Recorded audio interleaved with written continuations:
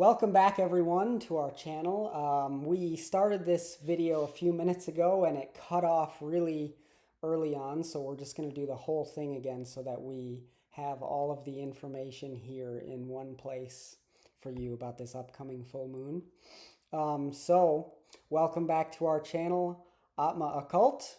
Yeah, sorry for the inconvenience, but thanks for your patience. Yeah, thank you for your patience and your patience with any technical difficulties that happen with this stream, but this one should run pretty smoothly. And it represents the original 11th house of the primordial zodiac. The sign of Aquarius is connected with themes related to innovation, futurism, and humanitarian ideals. It also gives people a tendency to work toward the accomplishment of a collective goal by serving as a part of a group or large organization.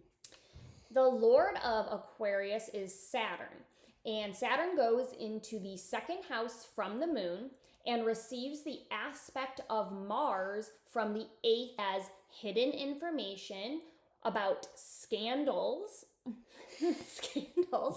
or government secrets that are trying to come out. Saturn in Uttar Bhadrapada Nakshatra can signify a need to accept the harsh realities of the world, and there are many harsh realities going on right now.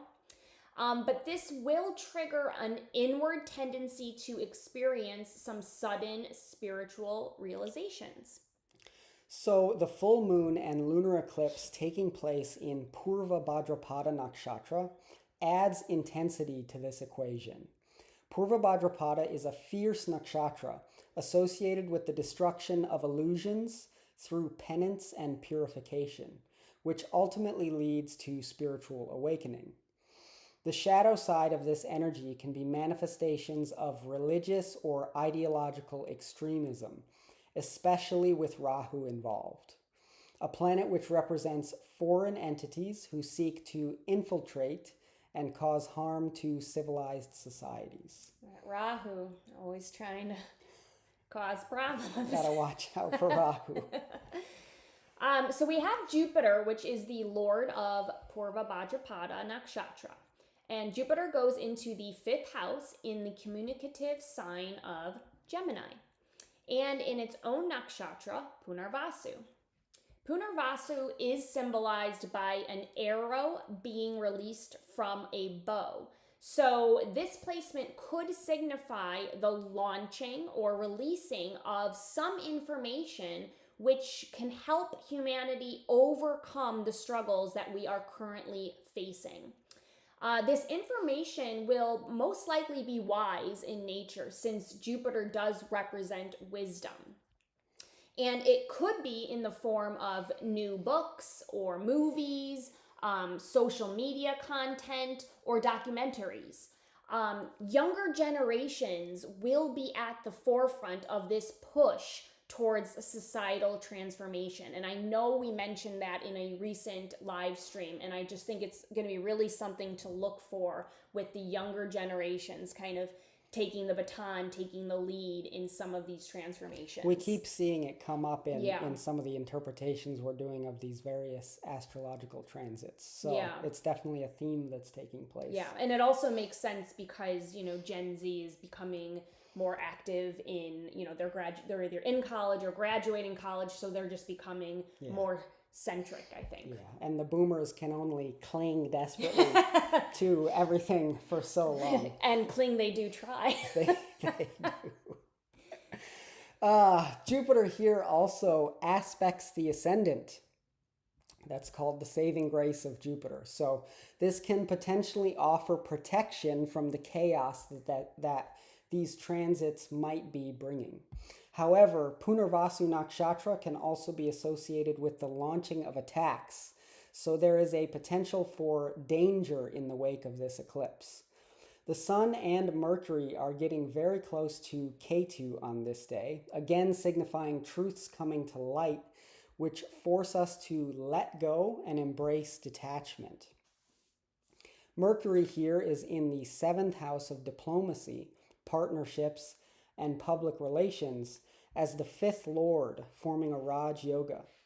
Mercury is also in a nakshatra exchange with Venus at this time, because Venus is in Ashlesha nakshatra, which is ruled by Mercury, and Mercury will be in Purva Falguni nakshatra, which is ruled by Venus. So this adds strength to Mercury in this position. So this can tell us that there was an opportunity, so there's that word again, but it's an opportunity for truthful communication from world leaders to the masses to create some positive change. And of course, we're always looking for some truthful communication from our world leaders. This can also signify an opportunity for skilled communication in diplomatic relationships between countries to bring an end to conflicts. And this is why it's really important to stress that this is just an opportunity. And there are obviously a lot of conflicts going on in the world, but the opportunity is there for some diplomatic resolutions. But there are a lot of other astrological factors that are showing a lot of nefarious energies that are vying for power. And of course, those negative and nefarious energies want to control the situation. Yeah. So on the world stage, it seems like there is a tug of war taking place between negative forces who benefit from keeping the masses in a state of ignorance, and a collective yearning within the masses to overcome that state of ignorance by uncovering the truth and finding a deeper meaning. In our individual lives, this full moon and lunar eclipse can signify something very similar. An opportunity to heal and resolve conflicts in our relationships and partnerships with other people.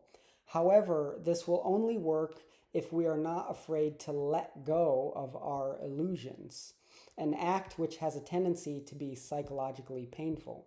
So only some of us are going to be able to do that, and others of us might have a harder time letting go of some of those illusions. But you know the opportunity is there. So this can kind of be a little kick in the butt maybe. That's the key to taking advantage of this astrological transit. Yeah. So if we are able to embrace the spiritual nature of Jupiter at this time and operate from a place of wisdom and self-control, we will be able to easily avoid the obstacles which try to spring up in our way at this time. And that's because Jupiter's aspect to the ascendant, as well as many other factors in this astrological transit, represent the opportunity to overcome the difficulty that Rahu here is causing, and of course the Rahu-Ketu axis and all of these really difficult transits. Yes, and we unfortunately cannot control what our leaders and what they're doing about the conflicts or anything like that. But we can control our own, choices to an extent. Mm-hmm. But we definitely can do the best we can. Take the opportunity to make good choices, to self-reflect, make positive transformations. And like we said earlier, the opportunity is there. So take it. Take it. And there you have it. This was our interpretation for this upcoming full moon in Purva Bhadrapada Nakshatra. It's again coming up this Sunday, September 7th.